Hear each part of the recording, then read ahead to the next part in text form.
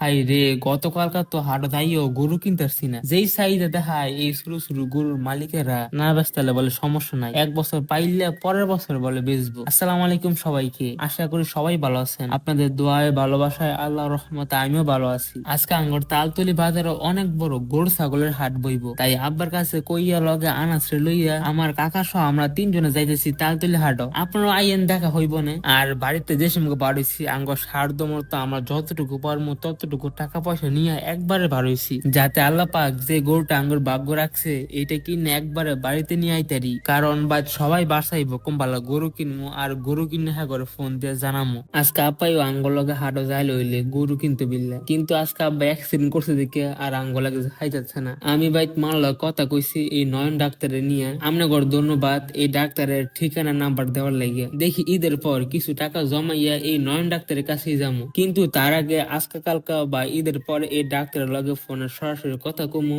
আবার সব রিপোর্ট দেখামু, যাতে জানতে পারি অপারেশন করতে মোটমাট কেমন টাকা লাগবো। কারণ আবার অনেকে কইতাছে ইন্ডিয়া যাইতাম, কেন বলে মাত্র 1.5 লাখ টাকা খরচ কইরা যাইয়া চিকিৎসা করে আবার বাইতে তারমু। এখন দেখি আল্লাহ কি করণ যায়, কোনটা সুবিধা হয় বা কোনটা করলে ভালো হয়। পরিবারের লগে বুঝ যায় শুই না, তারপর যাবো ইন্ডিয়া বা নয়ন ডাক্তারের কাছে। আপনারা শুধু দোয়া করেন যাতে আগামী কুরবানি ঈদের আগে আল্লাহ পাক রব্বুল আলামিন আমার আব্বার যাতে সুস্থ করে দেয়। আব্বা সুস্থ হইলে ইনশাল্লাহ আমার ইচ্ছা আছে আগামী বছর আব্বার লইয়া হাটও যামু, গরু কিনমু, একলগে গরু চুলামু, গোস কাটমু। আর এখন যে করে গরু দেখছি সবই দাম চাই বেশি, আর হ্যাঁ চাহিদাও বেশি। আর মানছে ইডাও কয় শুরু গরুর চাহিদা বেশি থাকে সবসময়। আর দালালের কথা কি কমু, আগে তো দালালি কি কিছু বুঝতাম না, অনেক না বুঝি যে দালালি কেমনে করে। অনেক শুরু গরু দেখতাম যে একটাই সমস্যা, কয় না বেচতালে সমস্যা নাই, আবার এক বছরে ফালমু পরে গত বছর বেচলাম। জানি না হেরা যদি এই কথা কয় তাহলে আজকাল কেমনে গরু কিনবো। আল্লাহ পাকুই ভালো জানে কোনটা আঙ্গর ভাগ্য রাখছে।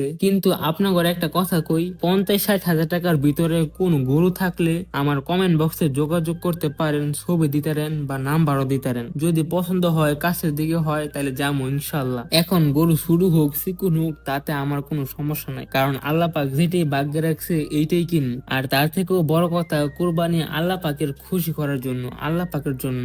না বড় গরু দাম লাগবো না ছোট গরু দাম লাগবো, একটা দিলে হইছে। এখন যার যেমন সামর্থ্য আছে হ্যাঁ হিমনটা দিব। আসলে সত্যি কথা জানেন কি, আমি না মানুষের কথায় কোনো কান দেই না এবং শুনিও না। কে কি করলো, কে কি বললো, কে কত বড় গরু দিল, কে কত ছোট গরু দিল, তাতে আমার কিছু যায় আসে না ভাই। আমার যতটুকু সামর্থ্য আছে আমি ততটুকুর মধ্যেই দিব, কারণ কুরবানি মানুষের দেখানো লাগে না, আল্লাহ পাকে রাজি খুশি করার লাগে। কিন্তু হয় এটা আমার কাছে অনেক খারাপ লাগতেছে, এই ফ্যাক্কাইতের মধ্যে ফানির মধ্যে মিডুর মধ্যে হাইটো একটা গরু কিনতাম না, যেই শুরু গরুটাই পছন্দ করি হিরোই চাহিদা দেখায়। তাই সবাই একটু দোয়া করেন যাতে আগামীকাল যেমনি হোক সো সুন্দর হাটতে যাতে একটা গরু কিনতারি, কারণ কালকা যদি গরু না কিনতারি তাইলে আর এই দিক দিয়ে কোনো হাট বইতো না, অনেক দূরে দূরে বইব, পরে আমাগর গরু কিনা অনেক অনেক কষ্ট হয়ে যাইব। তাই আল্লাহ পাকের কাছে দোয়া করি যাতে আমাদের ভাগ্যে যে গরুটা আছে এটা যাতে চো সুন্দর হাটেতেই কিনতারি। আপনারা দোয়া করেন এবং ভালো থাকেন, শান্তিতে ঈদ কাটাইয়েন, ঈদের শুভেচ্ছা রইল। আর কারা কারা গরু কিনছেন আমাকে একটু কমেন্টে জানেন তো।